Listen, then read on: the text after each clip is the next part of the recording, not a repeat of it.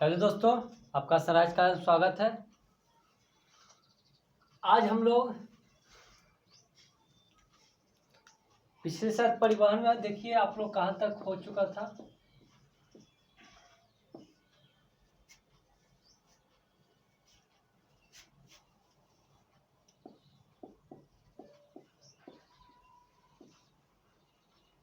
परिवहन देखिए, परिवहन में हम लोग शायद सड़क के बारे में पढ़ लिए थे, रेल के बारे में पढ़ लिए थे, उसके बाद जल परिवहन। ये शायद 3 टॉपिक हो चुका था। आज हम लोग सिर्फ छोटा छोटा 2 टॉपिक बच गया है। एक बचा हुआ है वायु परिवहन, एक बचा हुआ जाके पाइपलाइन परिवहन। तो आज हम लोग इसी को आगे की ओर बढ़ते हैं और कोशिश करते हैं कि आज ये देखिए, ये चैप्टर जो है परिवहन ही नहीं है, ये चैप्टर बहुत बड़ा चैप्टर है। तो जो जब चैप्टर पढ़ने के बाद हम लोग पूरा बड़ा ही चैप्टर है। टॉपिक का नाम है परिवहन, संचार और व्यापार। इतने से बड़े टॉपिक में हम लोग क्या किए, परिवहन संचार व्यापार, इतना बड़ा टॉपिक में हम लोग अभी लोग परिवहन में चल रहे हैं। बशर्ते ये छोटा छोटा टॉपिक है, ये आज और कल में समाप्त हो जाएगा। देखिए, तो परिवहन में पांच चीज पढ़ना है, फिर संचार में भी पढ़ना है, फिर व्यापार में भी पढ़ना है। इसके बाद हम लोग तब ये जाके टॉपिक खत्म होगा। तभी 2 दिन और क्लास इसमें शायद लग सकता है। देखिए, वायु परिवहन, कौन परिवहन?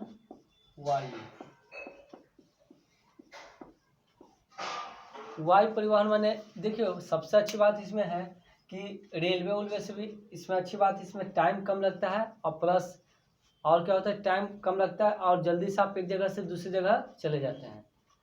पहले क्या था कि बड़े बड़े अगर दूसरे देश में आप लोग को जाना होगा तो जल परिवहन से आप लोग जाते हैं, बड़े बड़े पानी वाला जो जहाज रहता है उससे आप लोग जाते हैं। लेकिन आज इसका ट्रेंड बदल चुका है। आज ट्रेंड क्या है कि कहीं भी आपको जाना है, चाहे तो राष्ट्रीय चाहे तो अंतर्राष्ट्रीय, तो आप किसका प्रयोग ज़्यादा करते हैं? वायु परिवहन के, यानी लंबी दूरी तक जाने की कोशिश करते हैं। तो इसमें टाइम भी कम लगता है और ये आपको जल्दी पहुंचा भी देता है। तो देखिए, वायु परिवहन तो भारत में बात किया जाए, भारत में सबसे पहले वायु परिवहन की शुरुआत कब हुआ था? 1911 में। 1911 में ये कहाँ से कहाँ तक चला था? इलाहाबाद से नैनी, इलाहाबाद से नैनी, नैनीताल मत समझिएगा, इलाहाबाद से नैनी, यूपी में एक जगह है नैनी। देखिए, भारत में सबसे पहली बार वायु परिवहन की शुरुआत 1911 में कहाँ से हुआ था? इलाहाबाद से नैनी। फिर इसके बाद देखिए, फिर इसके बाद क्या हुआ? 1993 ईस्वी में वायु परिवहन का राष्ट्रीयकरण हो गया। देखिए, आप लोग 2 चीज अभी सुनते होंगे, जिससे रेलवे का प्राइवेटाइजेशन यानी प्राइवेटीकरण और राष्ट्रीयकरण। यदि राष्ट्रीयकरण कोई बोल दिया तो समझिए कि सरकार, आप माने सरकार, वो सरकारी हो रहा है। अगर प्राइवेटाइजेशन कर रहा है समझिए कि वो चीज़ क्या हो रहा है? प्राइवेट हो रहा है। तो देखिए, तो पहले जो 1993 से पहले जितना भी जो वायु परिवहन चलती थी वो प्राइवेट ही कंपनियां अधिकांश चलाती थी। लेकिन सरकार ने इसके बाद बारे में फिर क्या बोला कि नहीं, जितना भी है सबको हम अपना अधीन रखेंगे। 1993 ईस्वी में 1993 ईस्वी को वायु परिवहन को क्या कर दिया गया? राष्ट्रीयकरण कर दिया गया, सरकार अपने अधीन में रख लिया। फिर इसके बाद क्या हुआ? इसके बाद इसमें ज़्यादा बड़ा टॉपिक ही नहीं पढ़ना है, 2 3 4 ऑब्जेक्टिव निकलेगा। उसके बाद इसका आपका अंतर्राष्ट्रीय हवाई अड्डा पढ़ लीजिएगा, कहाँ पे क्या है, कहाँ पे क्या नहीं है। फिर देखिए, 1985 ईस्वी में पवन हंस के द्वारा, किसके द्वारा? पवन हंस के द्वारा हेलीकॉप्टर सुविधा दी गई।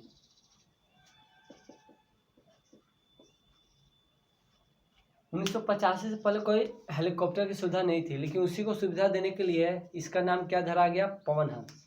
तो पूछेगा, बताइए पवन हंस के द्वारा किसकी सुविधा दी जाती है? रेल परिवहन, वायु परिवहन, जल परिवहन या पाइपलाइन परिवहन? तो आप लोग क्या क्या करिएगा? पवन हंस के द्वारा हेलीकॉप्टर। यानी 1985 में यहाँ की सरकार ने सोचा कि पवन हंस के द्वारा सभी व्यक्ति को क्या हेलीकॉप्टर सुविधा प्रदान की जाए।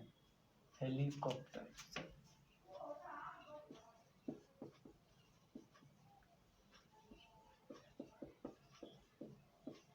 हेलीकॉप्टर सुविधा क्या की गई, प्रदान की गई। कब? 1985 ईस्वी में।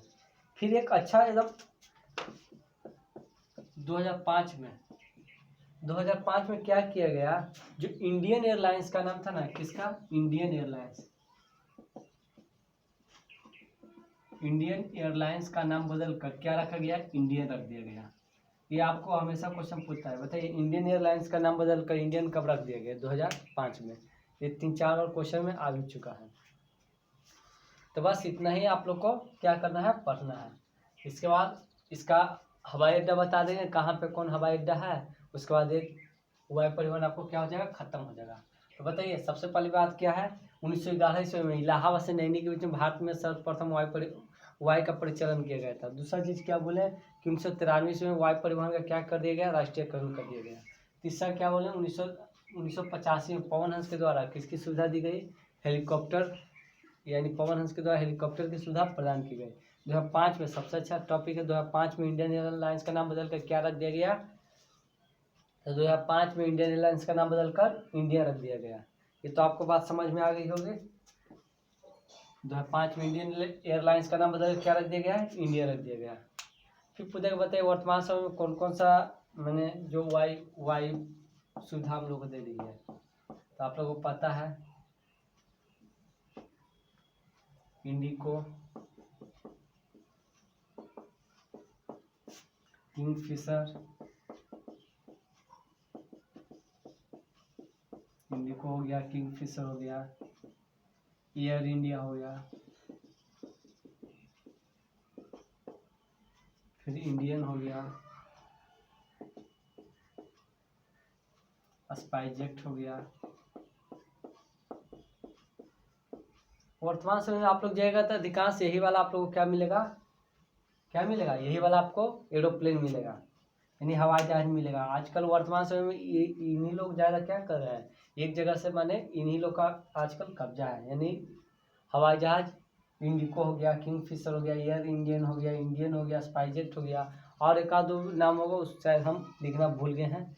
तो आप लोग बस इतना ही आप लोग याद कीजिएगा, पूछेगा बताए भारत में अभी वर्तमान में कौन कौन सी कंपनी सुविधा दे रही है। तो इंडिको हो गया, किंगफिशर, एयर इंडियन, इंडियन हो गया, स्पाइसजेट, इंडियन एयरलाइंस हो गया, कौन सा हो गया, इंडियन एयरलाइंस हो गया। ये सभी आजकल क्या दे रही है, सुविधा दे रही है।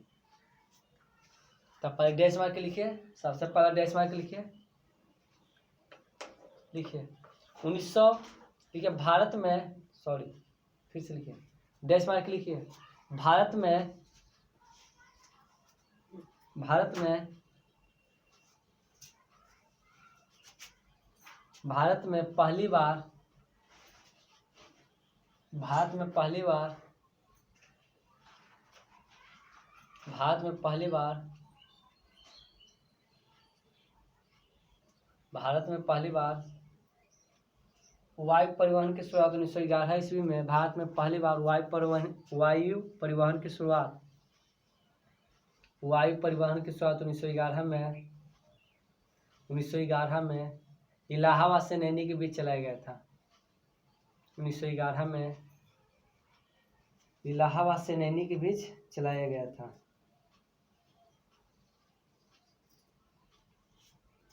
इलाहाबाद से नैनी के बीच चलाया गया था। अगला डेस्क मार्क लिखिए,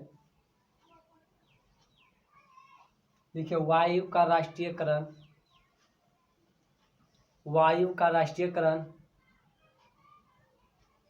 1993 ईस्वी में किया गया था। वायु का राष्ट्रीयकरण 1993 ईस्वी में किया गया था।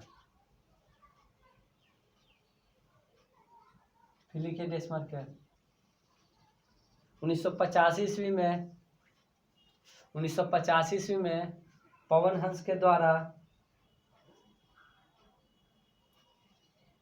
1985 ईस्वी में पवन हंस के द्वारा 1985 ईस्वी में पवन हंस के द्वारा हेलीकॉप्टर सुविधा प्रदान की गई।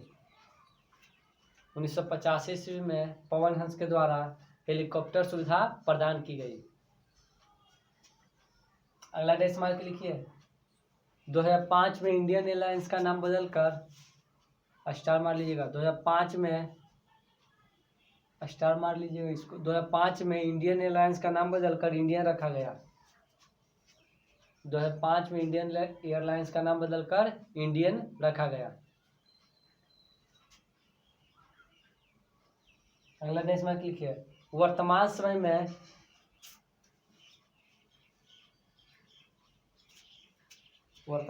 में Indigo, Kingfisher,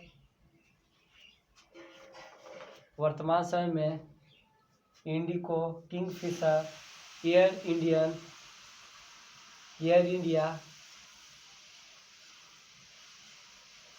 Indian SpiceJet, Indian SpiceJet इत्यादि कंपनी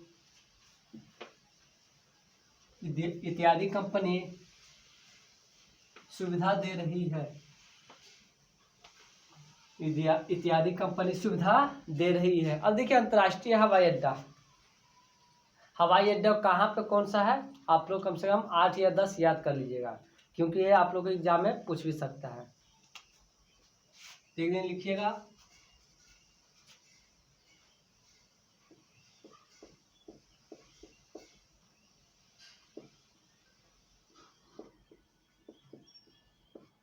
अंतर्राष्ट्रीय हवाई अड्डा, एक दिन लिख लीजिएगा स्थान, एक दिन लिख लीजिएगा क्या, स्थान। अंतर्राष्ट्रीय हवाई अड्डा एक तरफ लिख लीजिएगा स्थान, अंतर्राष्ट्रीय हवाई अड्डा एक तरफ स्थान। इससे पहला नंबर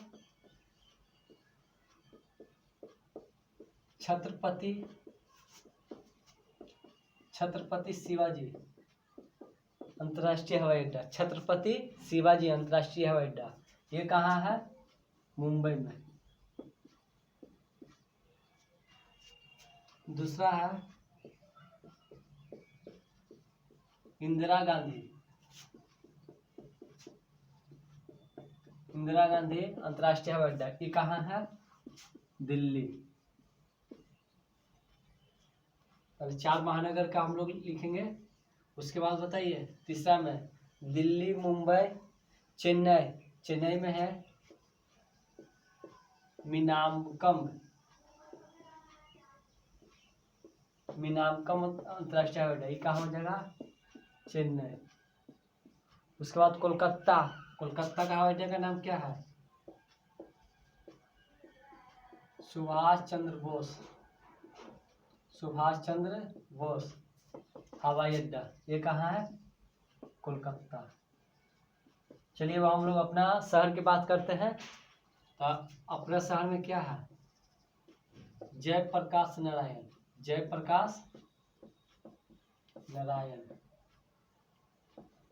हवाई अड्डा, ये कहाँ पर जाता है, पटना। फिर छठा नंबर बताइए, बोधगया अंतर्राष्ट्रीय हवाई अड्डा, ये कहाँ पर जाएगा, गया में। बोधगया अंतर्राष्ट्रीय हवाई अड्डा कहाँ पर जाएगा, गया में। फिर उसके बाद देखिए और देख लीजिए, राजीव गांधी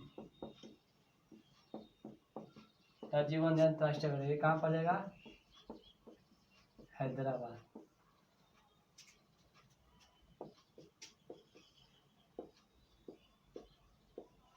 फिर भीमराव अम्बेडकर हवाई अड्डा, ये कहाँ पर जाएगा, नागपुर में।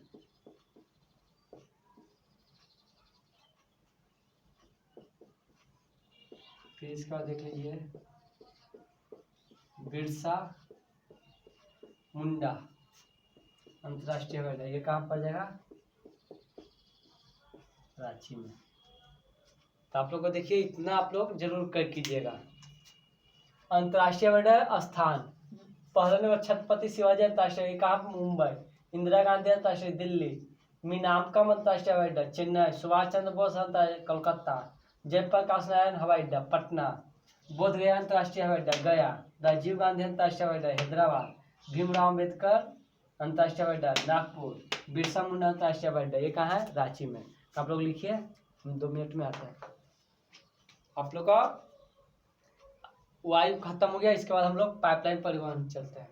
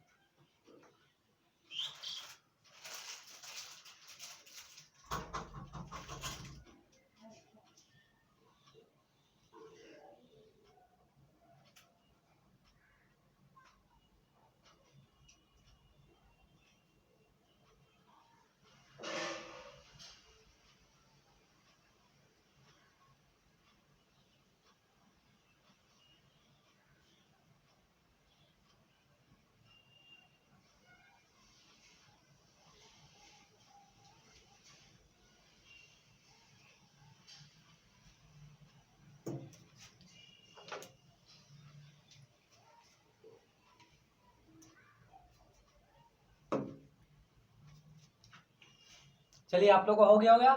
छत्रपति शिवाजी अंतरराष्ट्रीय कहाँ है? मुंबई में। इंदिरा गांधी कहाँ है? दिल्ली में। मीनामकम कहाँ है? चेन्नई। सुभाष चंद्र बोस अंतरराष्ट्रीय कोलकाता। जयप्रकाश नारायण अड्डा पटना में। बोध गया गया में। राजीव गांधी हैदराबाद। भीमराव अम्बेडकर नागपुर। बिरसा मुंडा रांची में। चलिए, आप लोग का वायु परिवहन खत्म हो गया। अब हम लोग चलते हैं पाइपलाइन परिवहन।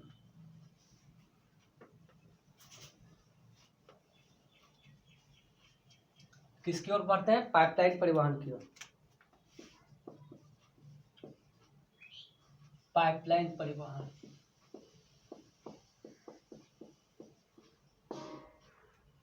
देखिए पाइपलाइन के द्वारा क्या जाएगा? व्यक्ति तो जाएगा नहीं, हम तो बोल दिए थे शुरू में ही। जो पाइपलाइन है क्या क्या है? पाइपलाइन। तो पाइपलाइन के द्वारा क्या जाएगा? पाइपलाइन के द्वारा सिर्फ खनिज ही जाएगा। तो पूछेगा पाइपलाइन के द्वारा जाता है, सिर्फ खनिज जाता है। खनिज में सॉरी, खनिज नहीं बोल सकते हैं,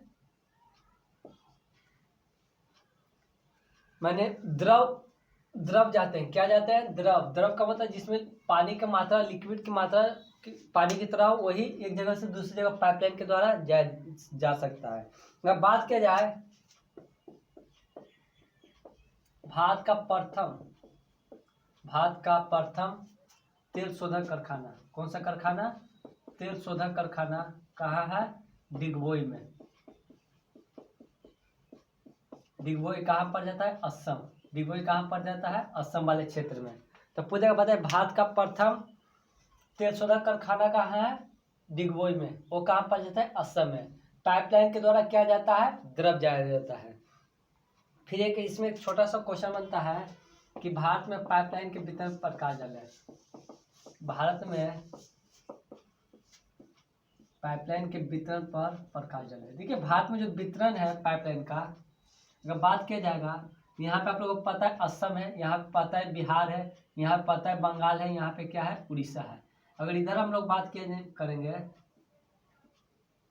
तो यह गुजरात है, यहाँ पे क्या है, यूपी है। तो देखिए बस इसी को अभी तक जोड़ा गया है। तो भारत में पाइपलाइन का वितरण सभी जगह एक समान नहीं है, अलग अलग है। अगर भारत में पाइपलाइन की शुरुआत है तो भारत में असम की डिगबोई से बिहार के कहाँ तक आता है, बरौनी तक। बिहार के कहाँ तक आएगा, बरौनी तक। फिर पश्चिम बंगाल के कहाँ तक जाता है, हल्दिया तक। पश्चिम बंगाल के हल्दिया तक।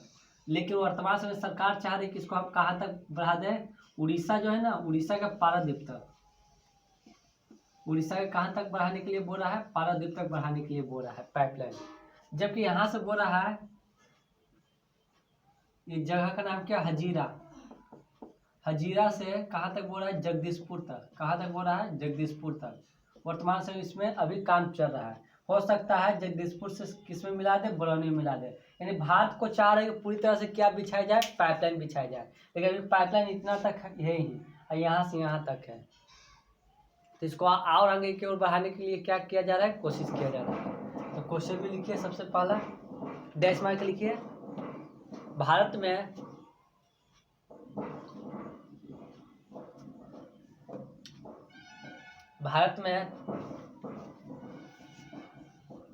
पाइपलाइन के द्वारा द्रव पदार्थ एक जगह से दूसरी जगह जाते हैं।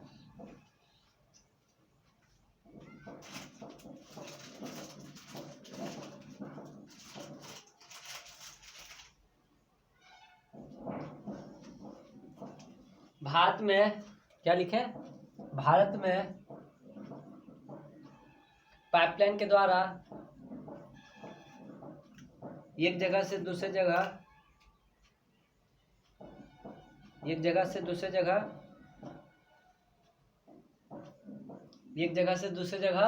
द्रव जाते हैं। फिर लिखिए, भारत में सर्वप्रथम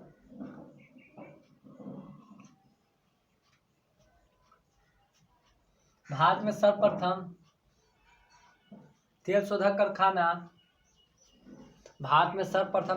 कारखाना असम के डिगबोई में खोला गया था।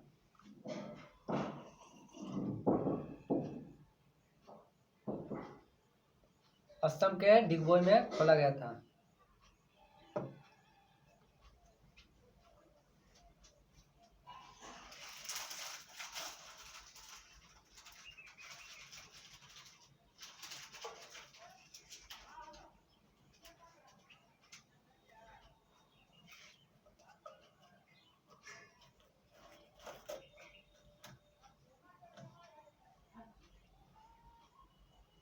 असम के डिगबोई में खोला गया था।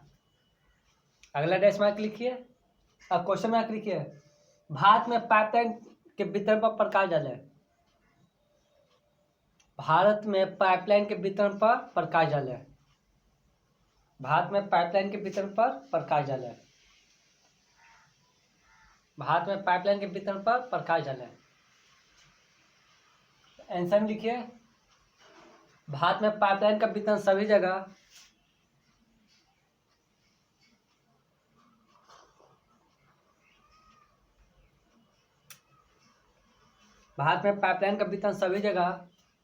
एक समान नहीं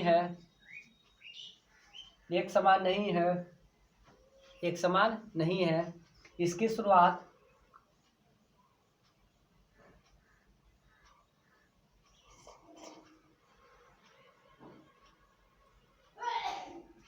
शुरुआत असम के डिगबोई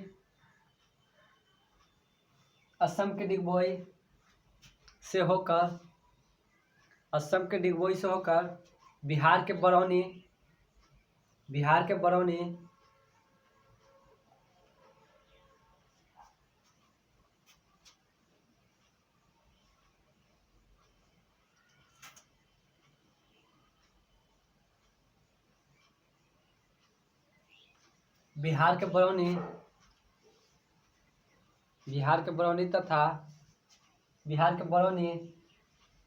पश्चिम बंगाल के हल्दिया,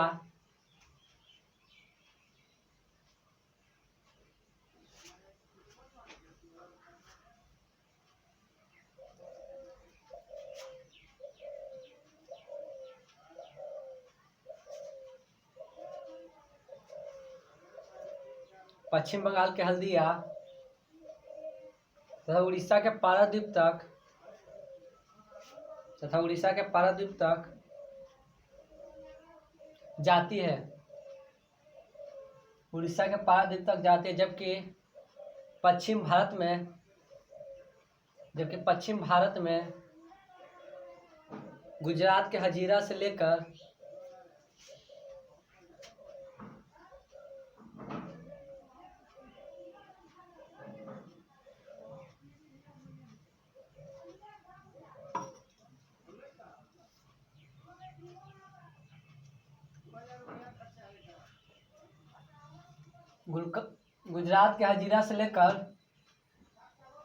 गुजरात के हजीरा से लेकर उत्तर प्रदेश के जगदीशपुर तक जाती है।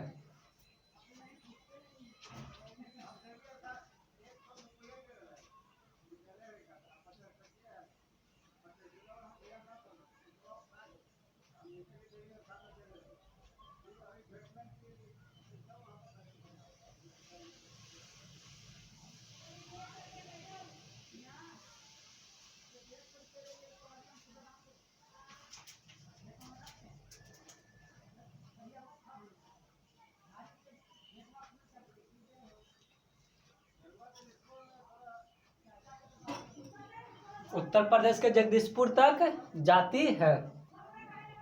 इतना तो आप लोग लिख लिए हो गया। तब पाइपलाइन भी क्या हो गया, खत्म हो गया। फिर हम लोग संचार क्या करेंगे, संचार का मतलब क्या होता है, जिसे बताए संचार का मतलब जब एक जगह से दूसरी जगह संकेत का मतलब है कि हम आप लोगों को ये लिखवाने के लिए चाहते हैं। अगर आप यहाँ पे नहीं हैं तो हम किसके द्वारा भेजेंगे, मोबाइल के द्वारा भेजेंगे। ये एक तरह से क्या है, संकेत है। जब हम किसी संकेत को एक जगह से दूसरी जगह भेजते हैं तो उसे क्या बोलते हैं, संचार। लेकिन बताइए वर्तमान समय में तो संचार है, लेकिन हम लोग के जो अगले जो पिछला जनरेशन था, यानी आपके पापा दादा दादी, उन लोग के समय भी ऐसा संचार था? तो बोलिएगा कि नहीं था। अगर किसी को कुछ चीज़ लिख के भेजना होता या कुछ भी चीज़ भेजना होता, एक संकेत भी भेजना होता, तो उसके लिए वो लोग क्या करते थे, डाकघर का इस्तेमाल करते थे। किसका इस्तेमाल करते थे, डाकघर का इस्तेमाल करते थे। और वो डाकघर ही एक जगह से दूसरी जगह संकेत भेजता था। लेकिन फिर वर्तमान समय में इसकी क्या हुई, वृद्धि हुई। फिर डाकघर के बाद क्या आया, रेडियो आया। रेडियो के बाद क्या आया, टेलीविज़न आया। टेलीविज़न के बाद क्या है, मोबाइल आया। यानी कह सकते हैं संचार का बहुत सा साधन है। अब इंटरनेट है, फेसबुक है, ट्विटर है, ये सब के द्वारा संकेत आसानी से एक जगह से दूसरी जगह चली जाती है। तो संचार का मतलब क्या हुआ, जब संकेतों का आदान प्रदान एक जगह से दूसरी जगह जाता हो। जब संकेतों का आदान प्रदान एक जगह से दूसरी जगह जाता हो, उसे ही क्या बोलेंगे, संचार। से हम आपको लिख के भेजे कि बताइए ये क्या है, तो आप लोग बोलिएगा भी है। तो ठीक है, आप लोग बोलते भी है, ठीक है। अगर यही मोबाइल नहीं रहता तो आप लोग को पता चलता ये नहीं। तो संचार ही के माध्यम से क्या जा रहा है, एक जगह से दूसरी जगह हमारा जो हम पढ़ा रहे यहाँ से एक जगह से दूसरी जगह चला जा रहा है। देखिए संचार क्या है, जब एक जगह से दूसरी जगह संकेत का जो आदान प्रदान होता है उसे ही क्या बोलते हैं, संचार बोलते हैं। जब एक जगह से दूसरी जगह किसका आदान प्रदान होता है, जब एक जगह से दूसरी जगह संकेतों का आदान प्रदान होता है उसे ही क्या बोलते हैं, संचार कहते हैं। और देखिए संचार में हम लोग को संचार के कौन कौन से साधन है। अगर संचार के साधन की बात किया जाएगा,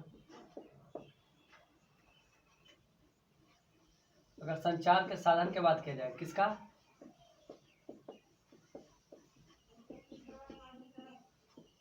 संचार के साधन। तो संचार के साधन इससे बहुत है, लेकिन हम लोग को प्रमुख रूप से 3 ही पढ़ना है। कितना पढ़ना है, 3 ही पढ़ना है। कौन कौन सा पढ़ना है वो देख लीजिए। 3 ही पढ़ना है। सबसे पहले हम लोग को पढ़ना है क्या, डाकघर। सबसे पहले हम लोग क्या पढ़ना है, डाकघर। दूसरा क्या पढ़ना है, रेडियो। तीसरा नंबर में क्या पढ़ना है, टेलीविज़न। टेलीविज़न। अगर चौथा सा आप बोलिएगा तो हम इंटरनेट के बारे में भी आप लोग को बता देंगे। इंटरनेट, इंटरनेट के माध्यम से एक जगह से दूसरी जगह क्या जाता है, साथ माने संकेत को हम लोग क्या करते हैं, आदान प्रदान करते हैं। तो सबसे पहले क्वेश्चन लिखिए, संचार क्या है। संचार क्या है, इनके कौन कौन से साधन है। संचार क्या है, इनके कौन कौन से साधन है। तो आंसर भी लिखिए। जब एक जगह से दूसरे जगह, जब एक जगह से दूसरे जगह, जब एक जगह से दूसरे जगह संकेतों का आदान प्रदान किया जाता है, जब एक जगह से दूसरे जगह संकेतों का आदान प्रदान किया जाता है, संकेतों का आदान प्रदान किया जाता है, उसे संचार कहते हैं, उसे संचार कहते हैं। इसके प्रमुख साधन है, इसके प्रमुख साधन है। पहला नंबर डाकघर, दूसरा रेडियो, रेडियो, तीसरा नंबर टेलीविज़न, चौथा नंबर इंटरनेट। पहला नंबर डाकघर, दूसरा रेडियो, तीसरा टेलीविज़न, चौथा इंटरनेट। यही हम लोग को 4 किया गया है, पढ़ना है, तब जाके संचार खत्म हो। उसके बाद हम लोग क्या चलेंगे, व्यापार की ओर चलेंगे। तो सबसे पहले चलिए डाकघर।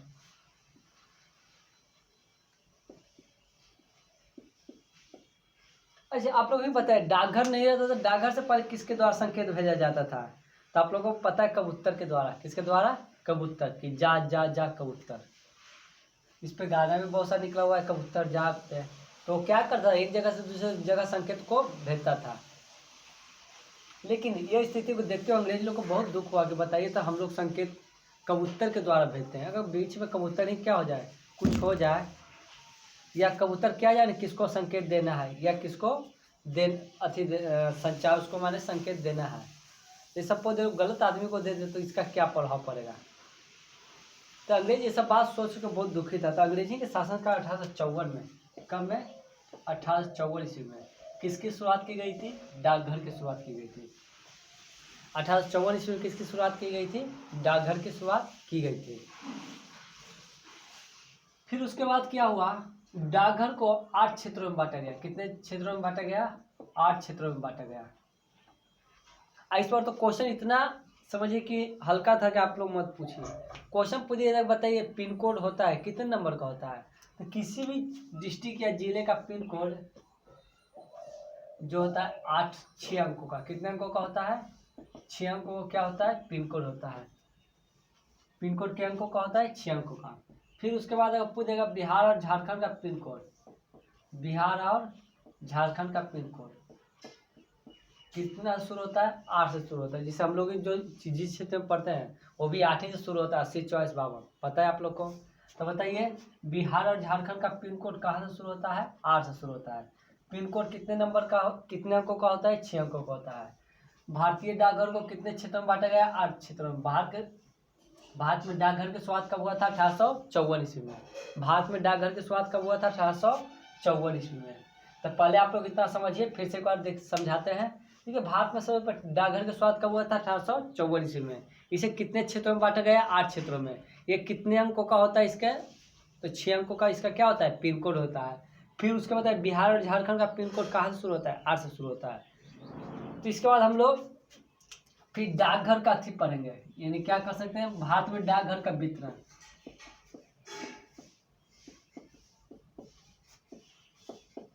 भारत में डाकघर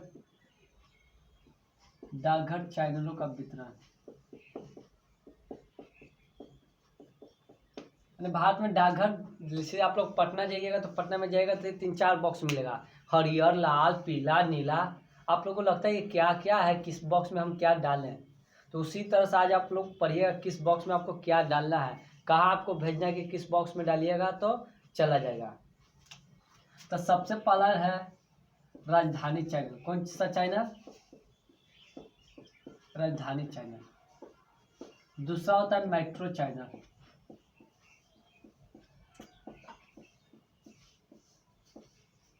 तीसरा होता है स्थानीय चैनल।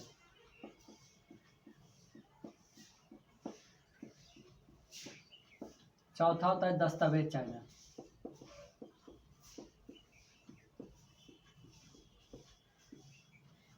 देखिए राजधानी का मतलब क्या होता है, यदि आप लोग को किसी प्रकार का लेटर भेजना हो, चाहे तो आप बताइए भारत की राजधानी कहाँ है, नई दिल्ली। यदि आप लोग को दिल्ली में भेजना हो तो किसके द्वारा जाएगा, राजधानी चैनल के द्वारा। तो वहाँ पे नहीं लिखा है राजधानी चैनल। जो इसका रंग है, इसका रंग कैसा रहेगा, पीला। इसका रंग कैसा रहेगा, पीला। यदि आप पीले बॉक्स में डालिएगा कोई भी लेटर तो सीधे कहाँ जाएगी, दिल्ली में जाएगी। दूसरा चीज़ है मेट्रो चैनल। तो मेट्रो चैनल ये बड़े बड़े शहरों में जाता है। किस में जाता है, बड़े बड़े शहरों में जाता है। जो इसका रंग होता है ये कैसा होगा, नीला। इसका बॉक्स का रंग कैसा होगा, नीला। स्थानीय चैनल माने एक जगह से दूसरे पर, लोकल में अगर भेजना चाहिएगा तो लोकल में किसका प्रयोग कीजिएगा, हरा का, हरा का।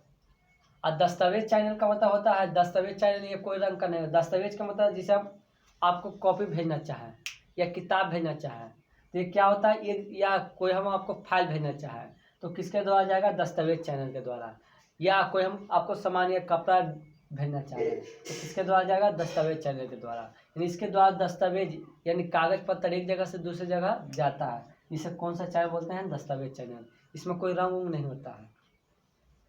ये सीधे जाइए, जिसको आप लोग क्या बोलते हैं उसको, पार्सल, यहाँ ये पार्सल कर दीजिएगा यानी पोर्टल कर दीजिएगा, मतलब पोर्टल इनके द्वारा जाता है। तो देखिए राजधानी चैनल, ये चैनल क्या है, यानी इसकी सहायता से जितना भी जो पत्र है वो डायरेक्ट कहाँ जाती है, नई दिल्ली में जाती है, भारत की राजधानी में पहुँचती है। इसका रंग कैसा होता है, पीला।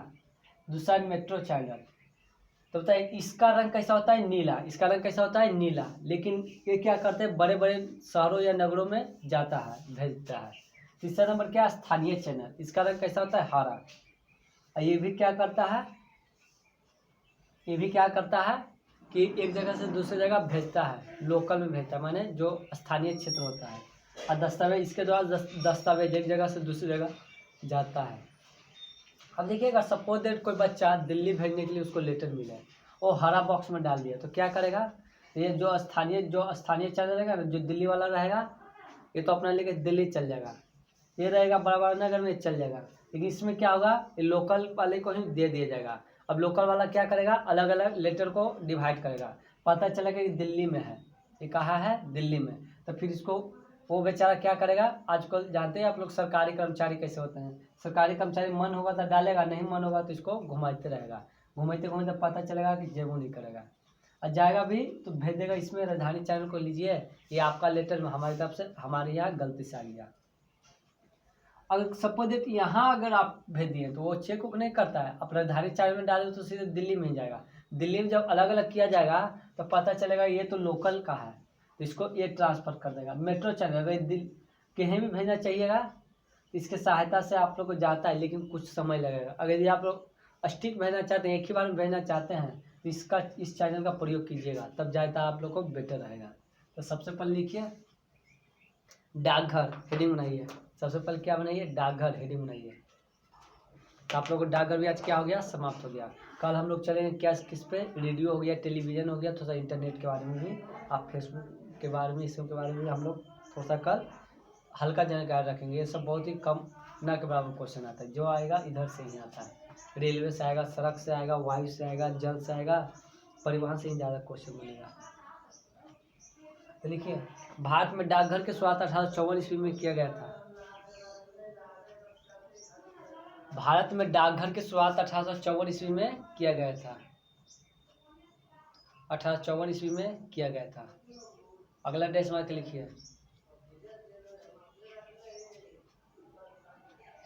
भारतीय डाकघर को 8 क्षेत्रों में बांटा गया है। भारतीय डाकघर को 8 क्षेत्रों में बांटा गया है।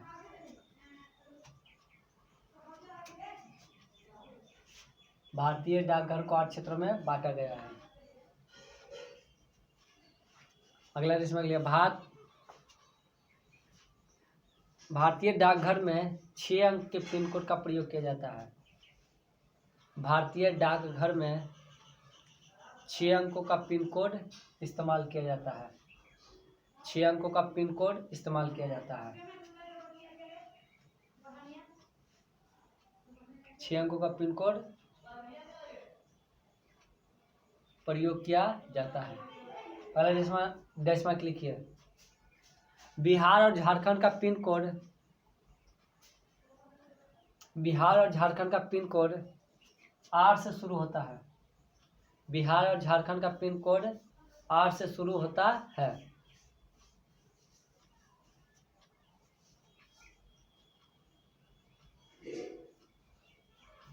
अगला क्वेश्चन लिखिए।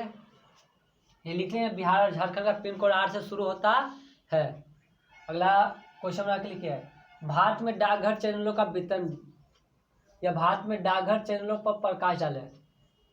भारत में डाकघर चैनलों पर प्रकाश डाले। भारत में डाकघर चैनलों पर प्रकाश डाले तो लिखिए भारत में डाकघर चैनल प्रमुख है।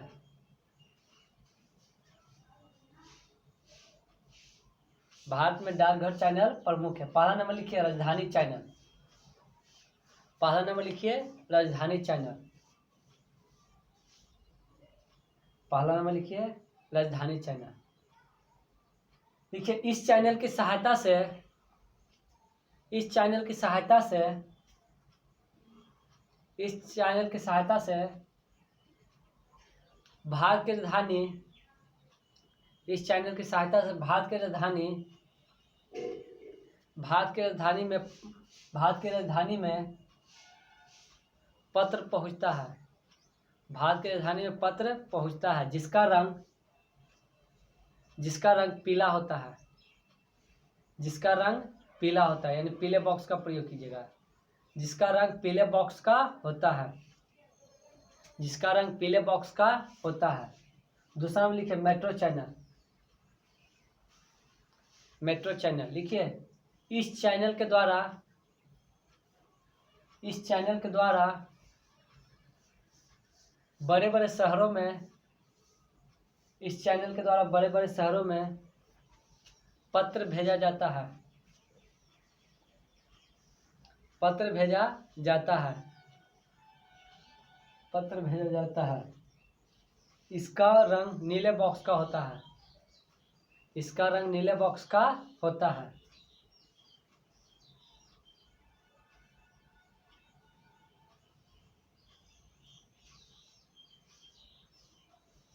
नीले बॉक्स का होता है। अगला नंबर लिखिए स्थानीय चैनल। स्थानीय चैनल देखा इसके द्वारा स्थानीय क्षेत्र में, इसके द्वारा स्थानीय क्षेत्र में पत्र भेजने की सुविधा होती है। पत्र भेजने की सुविधा होती है जिसका रंग हरा होता है। जिसका रंग हरा बॉक्स होता है। जिसका रंग हरा बॉक्स होता है। अगला नंबर लिखिए दस्तावेज चैनल। चौथा नंबर दस्तावेज चैनल। दस्तावेज चैनल लिखा इस चैनल के द्वारा, इस चैनल के द्वारा दस्तावेज एक जगह से दूसरी जगह जाता है। इस चैनल के द्वारा दस्तावेज एक जगह से दूसरी जगह जाता है। इस चैनल के द्वारा दस्तावेज एक जगह से दूसरी जगह जाता है।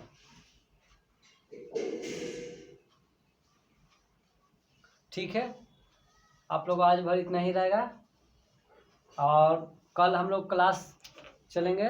आज तो डाकघर समाप्त हो गया है। कल हम लोग एक चैप्टर को ख़त्म करेंगे। अब व्यापार में चलेंगे।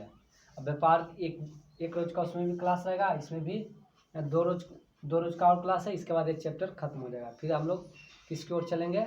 उद्योग की ओर। ठीक है, धन्यवाद, थैंक यू। घर पे रहें, सुरक्षित रहें और कोरोना वायरस से बच के रहें। ठीक है, धन्यवाद। जय हिंद, जय भारत।